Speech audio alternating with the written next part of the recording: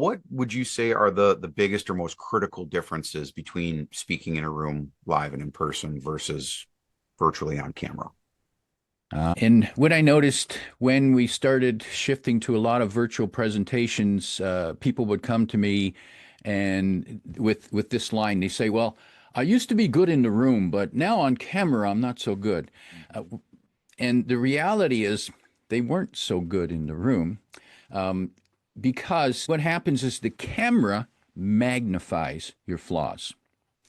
And when you're in the room, you can make up for your flaws because of your body energy, your presence in the room, your smile. That helps you get past flaws. But on camera, they're magnified. The other challenge is when you're on camera, this thing sucks energy out of your presentation. You think you're coming on really strong and over no, the camera just diminishes, it sucks the energy out of you, the presenter, and out of your audience. You can't, it's hard to believe, but how draining it is sitting in front of the screen, watching someone give a presentation. It's so draining. And so what speakers need to understand is you need to make up for that energy drain by making your presentations shorter. You might be able to do 90 minutes in the room, but on screen, maybe it should only be 45, 50 minutes, maybe. And you need to have a lot more engagement with the audience. Use the tools because the engagement grabs their attention back and transmits a little bit of an energy charge. Mhm. Yeah, I would agree with you wholeheartedly.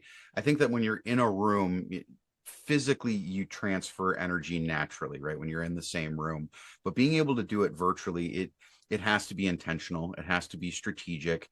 I usually tell most of my clients that if they have done in person and they're taking a similar presentation and doing it virtually, you want to have an engagement element every 3 to 5 minutes throughout the course of your presentation. So if you would typically, speak for 5 to 7 minutes in person, at that 5 to 7 minute point, you want to have an element of engagement in virtual. It's just how it works.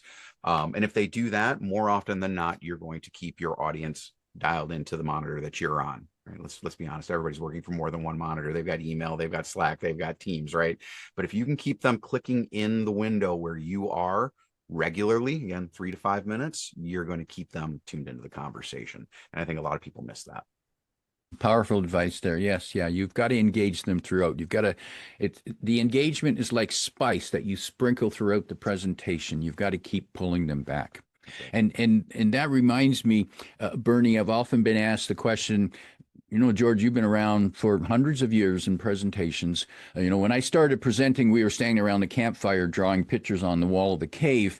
And then we ended up having something called overhead projectors. And then we got PowerPoint. And now we've got Zoom and Teams.